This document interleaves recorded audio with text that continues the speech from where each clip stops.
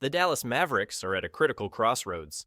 With the future of the franchise hanging by a thread and a rare opportunity for generational talent staring them in the face, the question looms large. Should the Mavericks fire Nico Harrison immediately? Based on recent reports and Harrison's track record, the answer is becoming clearer by the day.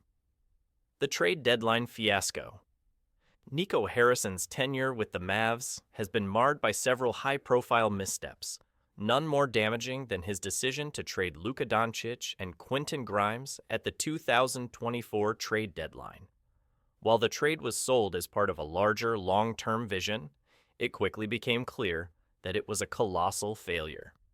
Doncic, the cornerstone of the franchise, was traded away in exchange for what many saw as an underwhelming return. Grimes, a promising young player, was also moved, only adding fuel to the fire.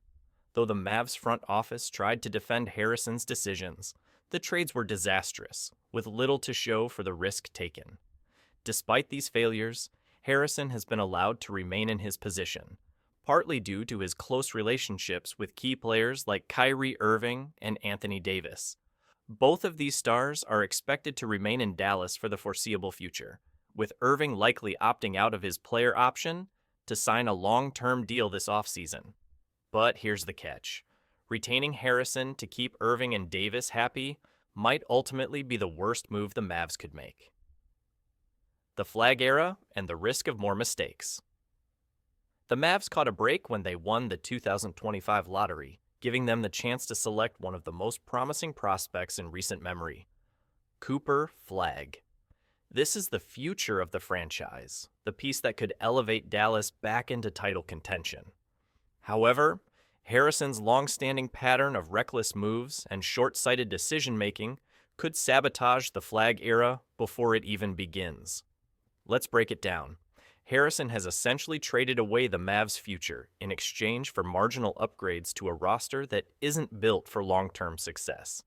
After this season, Dallas will have just two of their own first-round picks left, one in 2026 and the other in 2031. And even those come with swap rights that dilute their value. A team traditionally moves their first-round picks to accelerate their championship window, but the Mavericks, under Harrison's leadership, have failed to do so. Instead, they've limited their ceiling, damaged their flexibility, and kept themselves from building a sustainable contender. This puts Flagg in an unenviable position. He's a generational talent, but without the proper pieces around him, his potential will be wasted. The Mavs simply cannot afford to continue down this path of trading away picks for quick fixes. The risk of chasing. Aging veterans reports have surfaced that Harrison is considering adding players like Jrue Holiday and Lonzo Ball to shore up the team's backcourt. While both are talented players, this is a risky move for a franchise trying to build for the future. Holiday, at 35 years old, is on the wrong side of his prime, and Ball's injury history is nothing short of alarming. Since January 2022, he has appeared in just 41 games.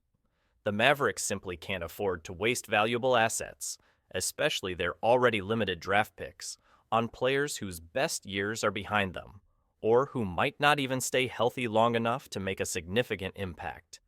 Even worse, if Harrison pulls the trigger on any deal involving these players, he risks jeopardizing the entire Flagg era. The Mavericks don't have the luxury of throwing away picks for short-term gains.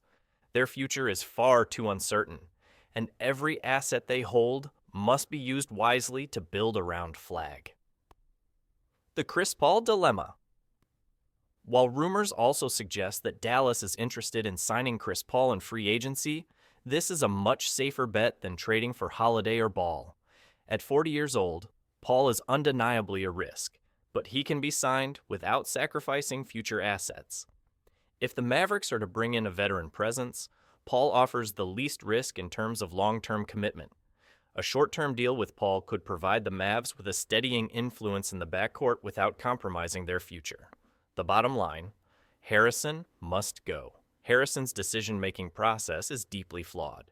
His past comments about the future of the Mavericks, Specifically, his remark that the future is 3 to 4 years from now, and that in 10 years, they'll probably bury me and Jason Kidd by then, reveal a stunning lack of respect for the franchise's long-term health.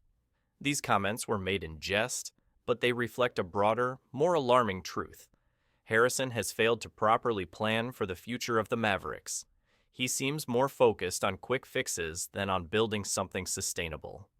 For all of the promises that Harrison may have made, and the relationships he has cultivated with key